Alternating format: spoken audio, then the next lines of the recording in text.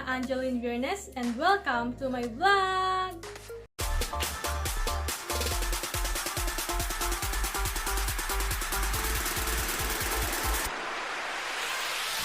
So if you're looking at information about our literature before the emergence of Philippine literature in English, then this video is good for you, so continue watching! So there are three periods of Philippine literature before the emergence of Philippine literature in English. And these are pre-Spanish period, the Spanish period, and the Revolutionary period. First, let us talk about the pre-Spanish period. Long time before the Spaniards and other foreigners landed on Philippine shores, our forefathers already had their own literature. Our ancient literature portrays our customs and traditions in everyday life that can be seen through our folktales, old plays, and short stories. We're very rich back then when we talk about literature. We have our own system of writing, alphabet, and other nuance of a working body literature.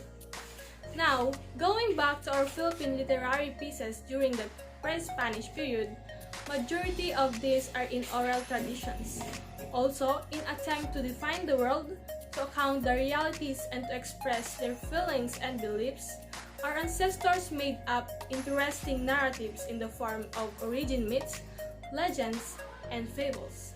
During that time, our ancestors used bark of trees, dried leaves, dried muds, and bamboo cylinders as stationery, and their pen would be any pointed metal, stick, knife, and others used to engrave and print their message. However, the invading Spaniard friars burned and destroyed whatever records that our ancestors left because they believed that they were works of a devil.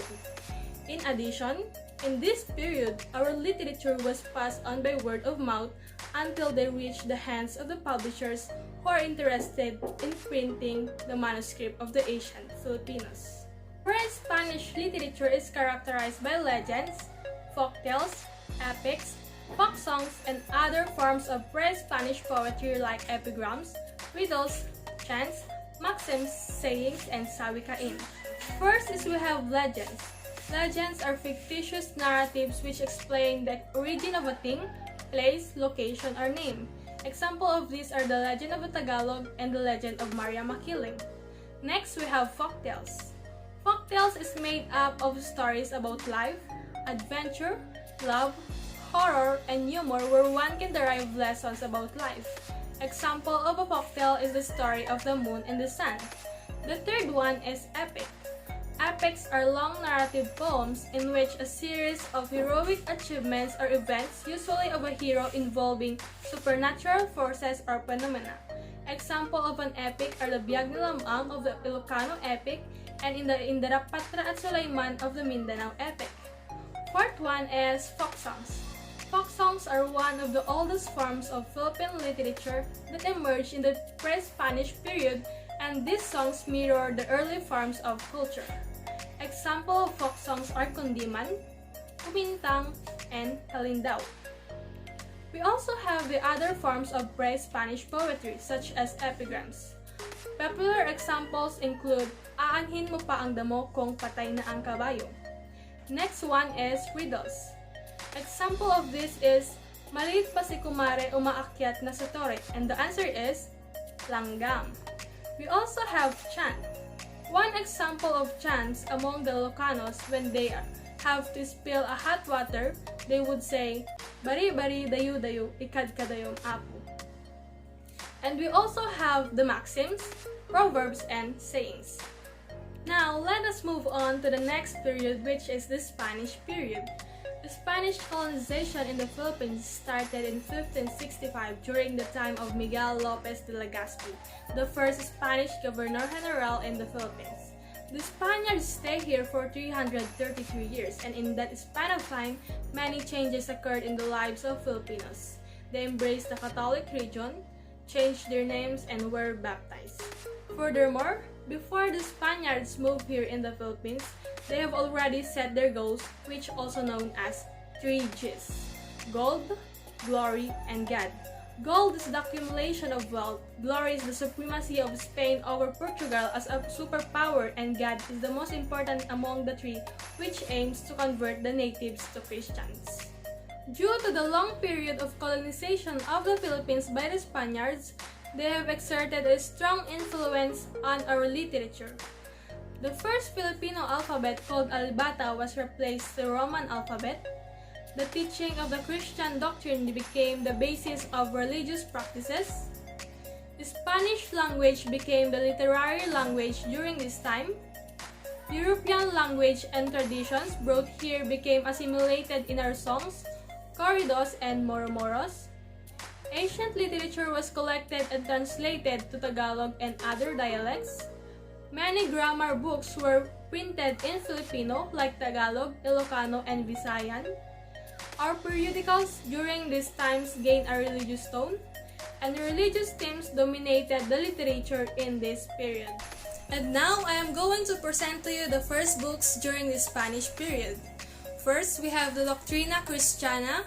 This was the first book printed in the Philippines and it was written by Father Juan de Plasencia. Second is Nuestra Señora del Rosario, which contains the biographies of saints and novenas.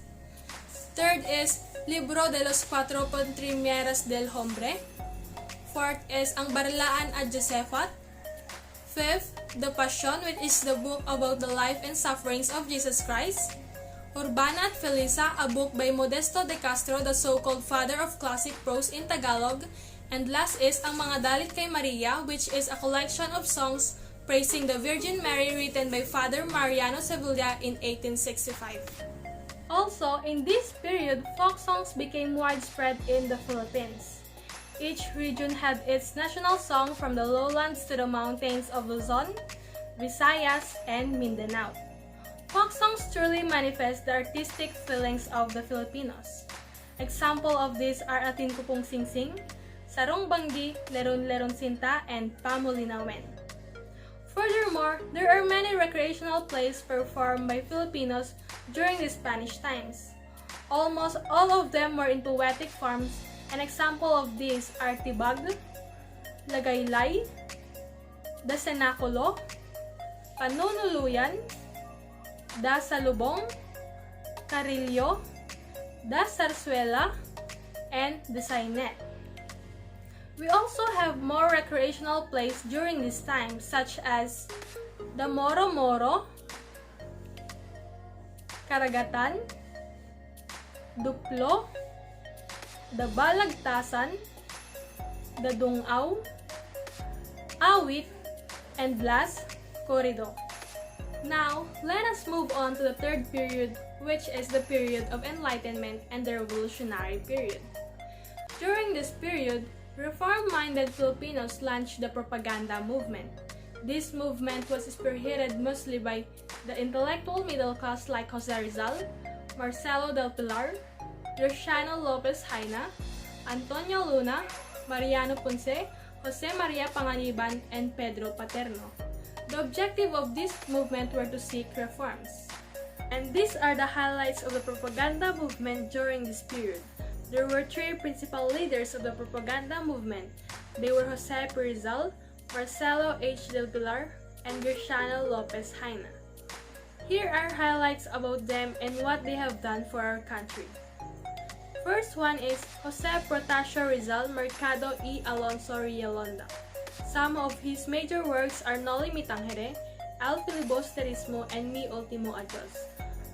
Noli Me Tangere was the novel that gave spirit to the propaganda movement and paved the way to the revolution against Spain. In this book, he courageously exposed the evils in the Spanish-run government in the Philippines. Al Filibusterismo is a sequel to the Noli. While the Noli exposed the evils in society, the Fili exposed those in the government and in the church. And last, Mi Ultimo Adios. It is the last poem written by Rizal before his persecution. Next is Marcelo H. del Pilar. Del Pilar is popularly known for his pen name of Plaridel, Keeping Dilat at Dolores Manapat. Here are some writings of Del Pilar.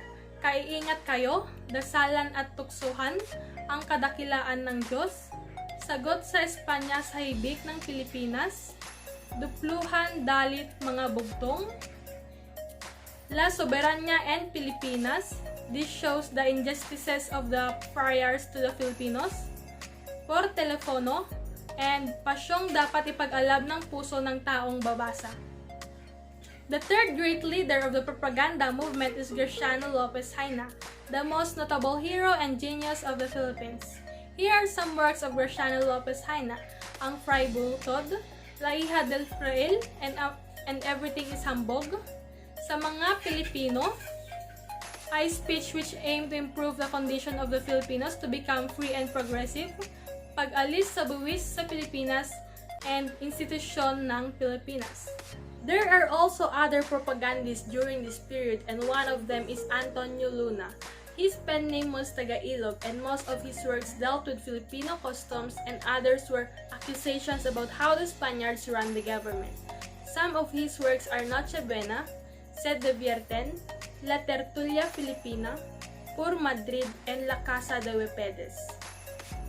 We also have Mariano Ponce. He used Tikbalang, Kalipulaco, and Naning as pen names. The common themes of his works were the values of education. He also wrote how the Filipinos were oppressed by the foreigners and problems on his countrymen. Among his writings were Mga Alamat ng Bulacan, Pagpugot kay Longinos, Sobre Filipinos, Ang Mga Filipinos sa India. We also have Pedro Paterno. He was the first Filipino writer who escaped censorship of the press during the last day of the Spanish colonization. Here are some of his writings. Ninay, A Mi Madre shows the importance of a mother, especially in the home, and Sampaguita e Poesias Varias, a collection of his poems. And last, we have Jose Maria Panganiban. Panganiban hid his identity behind his pen name Jormapa. He was also known for having photographic mind. Some of his writings were Ang Lupang Tinubuan, Ang Aking Buhay, Suplano de Estudio, and El Pensamiento. So after the propaganda movement, let us now move on to the period of active revolution. The Filipinos did not get the reforms demanded by the propagandists. The government turned deaf ears to these petitions. Oppression continued, and the church and the government became even more oppressive to the Filipinos. During this time, the gist of literature contained mostly accusations against the government and was meant to arouse the people to unite and to prepare for independence. During the active revolution period, there were noted leaders of this period. They were Andres Bonifacio, Emilio Jacinto, and Apolinario Mabini. First, we have Andres Bonifacio. Bonifacio is best known as the father of Filipino democracy, but more than others as the father of the Katipunan because he led in establishing the kataas-taasang kagalang-galangang katipunan ng mga anak ng bayan. Bonifacio is better known as the great revolutionary rather than a writer, but he also wrote things which paved the way for the revolution and which also became part of our literature. And some of these are Ang Dapat Mabatid ng Mga Tagalog, Katungkulang Gagawin ng Mga Anak ng Bayan, and Pag-ibig sa Tinubuang Lupa. Next is Emilio Jacinto.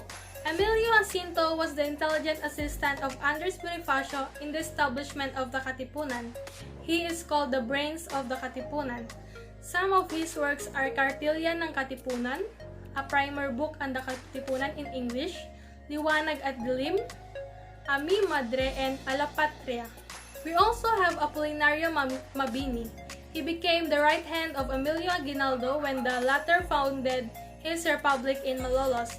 His contributions to literature were writing on government, society, philosophy, and politics. Here are some of his works: El Verdadero Decalogo, the True Decalogue or Ten Commandments, El Desarrollo y Caída de la República, Sa Bayang Pilipino, and Pahayag. We also have other revolutionists such as Jose Palma. He joined the revolution against the Americans together with Gregorio del Pilar, the youngest Filipino general who died during the revolution. Here are his works, Melancolias and Demi Jardin. Furthermore, in the effort of the revolutionists to spread to the world their longings for their country, many newspapers were put up during the revolutionary period. They were Heraldo de la Revolución, La Independencia, La República, and La Libertad. So that's it. That was the Philippine literature before the emergence of Philippine literature in English. It really has a lot of information, but you will realize that the Philippines is rich and has its own unique culture and history. It has a lot to offer in terms of literature. And now, this is the end of this video. I hope you learned something today and thank you so much for watching. Goodbye!